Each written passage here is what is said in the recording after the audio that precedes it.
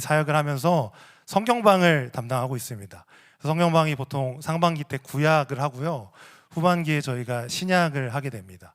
상반기에 이제 구약 성경방 우리 전문 강사님들이랑 같이 이렇게 좀 강의를 할 때 제가 이렇게 몇 가지를 우리 성도님들한테 이거는 그냥 묻지 말고 외우십시오 하는 내용들이 몇 개 있습니다.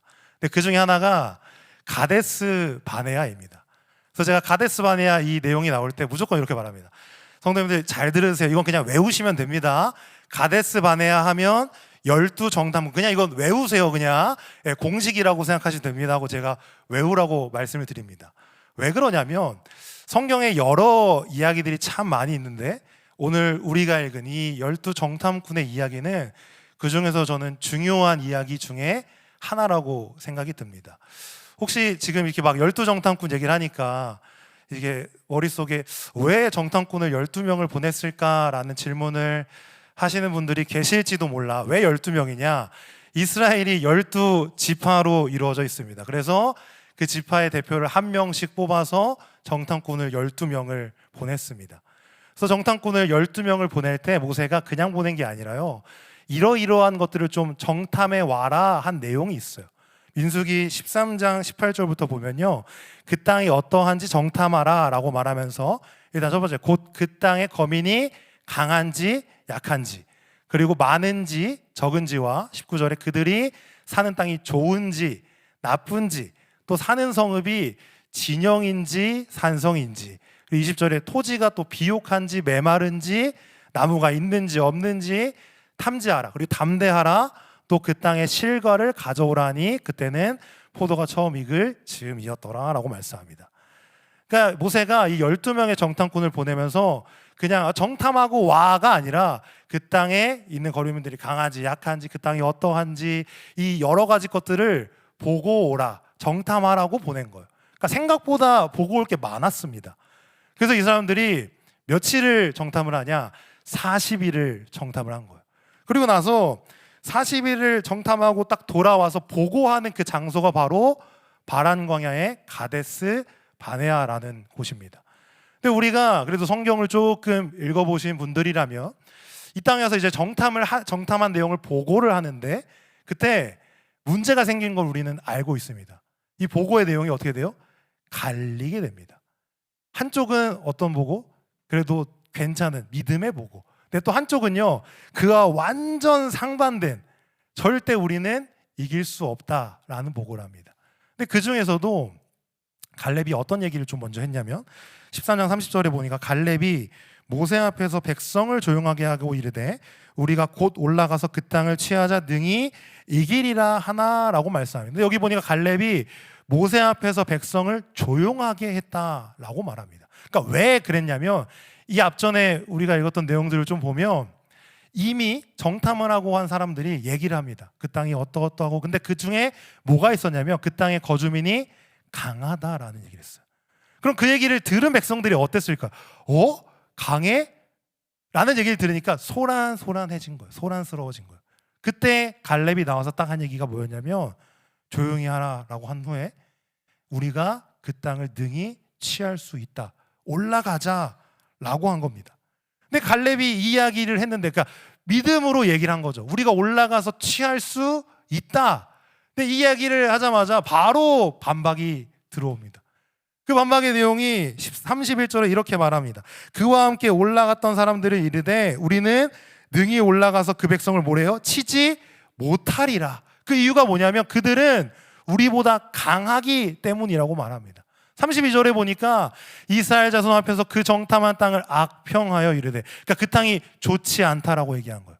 우리가 도로다니며 정탐한 땅은 그 거주민을 삼키는 땅이요 거기서 본 모든 백성은 신장이 장대한 자들, 큰 자들이래요. 그리고 33절에 보니까 이렇게 얘기합니다. 우리 같이 한번 읽겠습니다. 시작. 거기서 네피림 후손이 아낙 자손의 거인들을 보았나니 우리는 스스로 보기에도 메뚜기 같으니 그들이 보기에도 그와 같았을 것이니라. 아멘. 갈렙은요, 올라가자, 우리 이길 수 있다, 취할 수 있다라고 말했는데 그 반대편에 있던 다른 정탐꾼들이 뭐라 말합니까? 아니야, 우리는 이길 수 없어. 근데 그 이유가 뭐냐면 그 땅에 있는 사람들이 강한데, 그것을 어떻게 지금 설명합니까? 그 땅에 안악 자손의 거인들이 있대요. 근데 그 거인들에 비해서 우리는 뭐와 같다? 메뚜기 같다라는 거예요. 근데 이 말씀이 굉장히 마음이 아픈 게 뭐냐면요, 자기 자신들이 메뚜기라고 생각한 것뿐만 아니라 33절에 마지막이 이렇게 끝납니다. 그들이 보기에도 그와 같았을 것이니라라고 말해요. 한마디로 자신들이 자기를 보기에도 메뚜기 같은데 그 상대들이 보기에도 뭐와 같다? 메뚜기 같다라고 얘기를 하는 거예요. 그래도 여기 계신 분들 메뚜기를 살면서 한 번도 못 보신 분들은 안 계시겠죠? 예. 제가 이제 오랜 기간 좀 살았던 충주에 이제 논도 있고 뭐 밭도 있고 막 한데 거기 가면 메뚜기를 꼭 볼 수 있었습니다. 근데 메뚜기를 보면 여러분 메뚜기가 어떻습니까? 굉장히 작습니다. 근데 또 그와 비교되게 제가 그래도 이제 조금 덩치 있고 키가 크니까 메뚜기랑 저랑 비교해도 어때요? 메뚜기가 굉장히 작습니다. 근데 오늘 이 사람들은 뭐 이런 저와 같은 뭐 180 이렇게 되는 게 아니라 거인들과 자신들을 비교하는 거예요. 거인 같고 우리는 뭐와 같다? 메뚜기와 같다. 그러니까 얼마나 이 비교가 큰 겁니까? 그러니까 여기에 뭐가 담겨 있냐면 이 정탐을 하고 돌아와서 이 얘기를 하는 사람들의 뭐가 두려움이 있는 거예요. 그러니까 절대 뭐예요? 이길 수 없다. 절대 우리는 그들을 이길 수 없다라고 얘기합니다. 그러니 이 두려움이 누구에게까지 퍼져가냐면 이 이스라엘 백성들에게도 이게 퍼져갑니다. 그러니 이스라엘 백성들이 원망합니다. 뭐라고? 우리가 차라리 애굽에서 죽었으면 좋았겠다. 아니 그냥 이 광야에서 죽었으면 우리가 좋았겠다. 다시 돌아가자라고 얘기를 해요. 근데 그 이스라엘 백성들의 원망 앞에 누가 딱 2명, 여호수아와 갈렙이 옷을 찢으며 이야기합니다. 아니야, 그 땅 나쁘지 않아. 그 땅은 아름다운 땅이고 젖과 꿀이 흐르는 땅이야. 여호와가 우리를 기뻐하시면 우리가 그 땅을 등이 뭐 할 수 있다? 취할 수 있다라고 얘기하는 거예요. 근데 그 중에서도 중요한 게 14장 9절입니다. 우리 9절 말씀 함께 한 목소리로 읽도록 하겠습니다. 시작. 다만 여호와를 거역하지는 말라. 또 그 땅 백성들을 두려워하지 말라. 그들은 우리의 먹이라. 그들의 보호자는 그들에게서 떠났고 여호와는 우리와 함께 하시느니라. 그들을 두려워하지 말라 하나. 아멘. 이 여호수아와 갈렙이 옷을 찢으며 그 슬픈 마음을 가지고 뭐라고 말하냐면 여호와를 거역하지 말라, 두려워하지 말라. 그들은 우리의 뭐다? 먹이라라고 말하는 거예요. 그래서 여호와가 우리와 함께 하시니 두려워하지 말고 뭐 하자는 거예요? 올라가자라고 말하는, 그 땅을 취하러 가자라고 이야기합니다.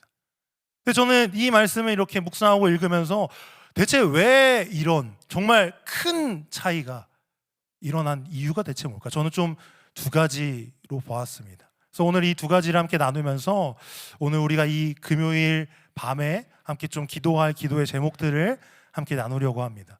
저는 이 2쪽이 이렇게 차이가 난 이유가 뭘까? 첫 번째는요, 자기 자신을 바라보는 그 시선이 저는 달랐다라고 생각합니다. 이 민수기 13장 33절을 보면 이들은 자기들을 뭐라고? 메뚜기와 같다라고 보았습니다. 자기 자신을 볼 때 우리는 메뚜기와 같이 작다라는 거예요. 그러니 우리가 뭐 한다? 절대 이길 수 없다라고 생각을 한 거예요. 근데 이런 이 이스라엘 백성, 이 정탐꾼들의 이 마음이요, 이 사람들에게만 있는 것이 아니라 우리에게도 있는 것 같습니다. 세상을 살아가면서 세상이 얼마나 큽니까? 세상이 얼마나 거대합니까? 근데 거기서 그리스도로 살아가는 우리를 볼 때 우리도 때로는 우리를 내가 하는 이것이 무슨 소용이 있을까? 내가 그리스도인으로 살아가는 것이 정말 오늘 이 사람들의 표현과 같이 메뚜기와 같은 것들이 아닐까? 이런 마음들이 우리에게 있음을 우리도 종종 보게 됩니다. 우리에게도 이러한 마음이 있습니다. 근데 여러분들, 우리가 정말 메뚜기와 같습니까? 결코 하나님은요, 우리를요 그렇게 보시지 않았습니다. 하나님이 우리를 보시는 눈은 우리는 결코 메뚜기가 아닙니다. 우리가 메뚜기였다면 그 아들을 내어주실 이유가 전혀 없습니다. 여러분, 하나님이 우리를 보시는 그 눈, 그 가치는요, 그 예수님을 피값으로 내어주실, 그 목숨을 내어주실 정도의 가치로 우리를 보고 있다라는 겁니다. 우리를 향한 하나님의 사랑이 그러합니다. 여러분, 그 사랑이 결코 끊어지지 않았고 지금도 여전히 이어지고 그 사랑이 영원할 할 줄 믿습니다. 그래서 로마서 8장에는요 우리에게 이렇게 말씀합니다. 그러나 이 모든 일에 우리를 사랑하시는 이로 말미암아 우리가 넉넉히 이기느니라. 내가 확신하노니 사망이나 생명이나 천사들이나 권세자들이나 현재일이나 장래일이나 능력이나, 우리 39절은 같이 읽읍시다.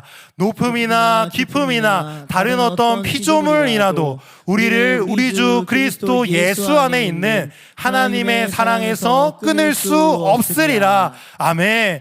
여러분, 우리를 향한 하나님의 사랑을 어떤 것도 끊을 수 없습니다.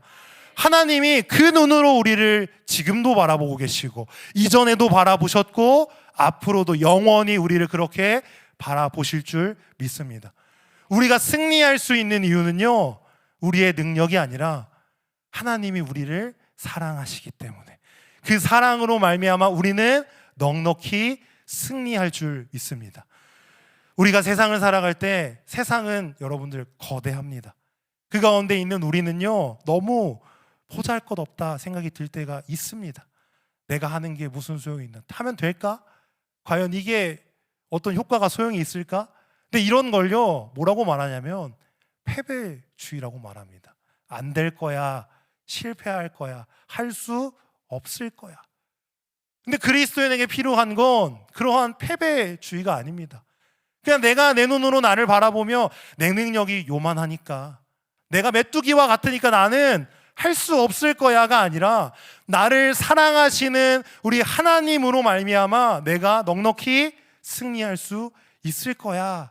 이것이 우리의 믿음이 되기를 바랍니다. 내가 내 자신을 바라볼 때, 나뿐만 아니라요 옆에 있는 우리 이웃들, 우리 성도님들을 바라볼 때 그 눈으로 바라볼 수 있기를 바랍니다. 그래서 오늘 이 밤에 우리가 기도할 때 첫 번째는요 하나님이 바라보시는 눈으로 나를, 또 나의 이웃을, 우리 성도님들을 바라보게 하여 주시옵소서. 이러한 기도의 제목이, 또 이러한 믿음이 우리 가운데 있기를 주님의 이름으로 축원합니다.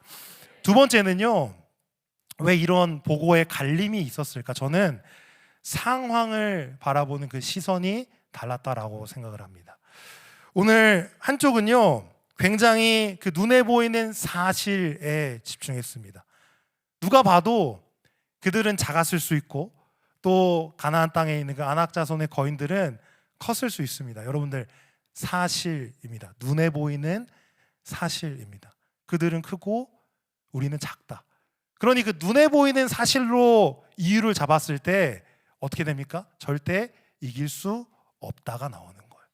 근데 눈에 보이는 사실 말고요 눈에 보이지 않는 사실도 있습니다. 어떤 겁니까? 바로 하나님이 우리와 함께 하신다는 겁니다. 민수기 14장 9절을 보면 이렇게 말씀합니다. 다만 여호와를 거역하지는 말라. 또 그 땅의 백성을 뭐랍니까? 두려워하지 말라. 그들은 우리의 먹이라. 그들의 보호자는 그들을 떠났고 여호와는 뭐랍니까? 우리와 함께 하시느니라. 그들을 두려워하지 말라라고 말씀합니다. 이 사람들의 보호가 갈린 건 딱 다른 이유가 아닙니다. 우리가 이길 수 없다라고 말한 그 정탐꾼들은 그들은 컸고 우리는 작은, 그 눈에 보이는 사실에 집중했기 때문에, 거기에 시선이 꽂혀 있었기 때문에 이길 수 없다라고 한 겁니다.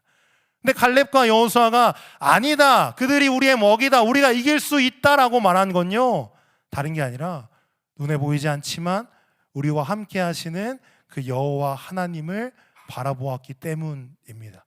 우리의 시선이 우리와 함께 하시는 이 하나님께 고정될 수 있기를 바랍니다. 제가 참 이번에 은혜 가운데 끝난 새벽기도를 준비하고 이렇게 함께 좀 진행하면서 회개한 내용이 한 가지 있습니다.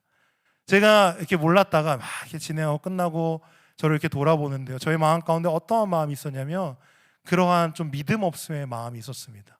이번에 추석 연휴도 너무 길고 기도회도 2주밖에 못했고 너무 놀러가기 좋은 계절 아닙니까 여러분들? 그러니까 과연 참석자가 진짜 많이 올까, 작년보다 많이 올까라는 그 마음이 저의 안에도 있었습니다. 근데 선생님 딱 시작하니까 저의 그런 믿음 없음과는 다르게 하나님이 역사하시니 놀라운 결과를 우리에게 주셨음을 우리가 보았습니다. 중요한 게 무엇입니까? 하나님이 우리와 함께 하신다는 사실입니다. 주님이 역사하시면 우리 눈에 보이는 그런 사실들, 그런 게 중요한 것이 아닙니다. 우리의 눈에 보이는 세상은 사실이 얼마나 차갑습니까? 안 될 것 같은, 안 되는 이유가 너무나도 많이 보이는 우리의 현실 아닙니까? 근데 그 현실도 여러분들 사실입니다. 근데 그것과 함께 있는 또 하나의 사실이 뭐냐면요, 하나님이 우리와 함께 하신다는 사실입니다. 이사야 41장 10절을 보면 이렇게 말씀합니다. 우리 같이 한번 읽도록 하겠습니다. 시작. 두려워하지 말라, 내가 너와 함께함이라. 놀라지 말라, 나는 내 하나님이 됨이라. 내가 너를 굳세게 하리라. 참으로 너를 도와주리라. 참으로 나의 의로운 오른손으로 너를 붙들리라. 아멘. 주님이 우리에게 어떻게 말씀하십니까? 뭐라고 약속하셨습니까? 두려워하지 말라, 내가 너와 함께함이라. 놀라지 말라, 나는 내 하나님이 아니라, 하나님이 되리라. 내가 너를 굳세게 하라. 참으로 의로운 오른손으로 너를 붙들리라 라고 말씀하셨습니다. 우리가 이 주님의 약속의 말씀을 붙들 수 있기를 바랍니다. 우리의 눈앞에 보이는 상황이 아무리 좋지 않다 할지라도 그 상황 가운데 여호와 하나님이 우리와 함께 하십니다. 오늘 이 밤 기도할 때 두 번째 기도 제목은요, 하나님, 우리와 함께 하시는 그 하나님을 바라보게 하여 주시옵소서. 우리가 그 믿음이 있을 때 승리할 수 있을 줄 믿습니다. 성도 여러분, 우리에게 실패와 절망과 낙심을 가져다 주는 이 세상 가운데 우리의 시선이 향해야 되는 건 오직 하나님 한 분뿐인 줄 믿습니다. 또한 우리를 바라보는 그 하나님의 시선이, 하나님의 눈이 우리에게도 동일하게 있어야 될 줄 믿습니다. 그래서 안 되는 이유에 집중하지 마시고 내 눈앞에 보이는 안 될 것 같은 상황, 안 될 것 같은 이유들에 나의 마음과 생각과 나의 뜻을 빼앗기는 것이 아니라, 그럼에도 불구하고 여전히 우리를 사랑하시고 여전히 우리와 함께 하시는 그 주님 앞에 우리의 믿음을 드리며 나아갈 수 있는 그런 우리 모든 신일의 성도님들 되시기를 주님의 이름으로 축원합니다. 아멘.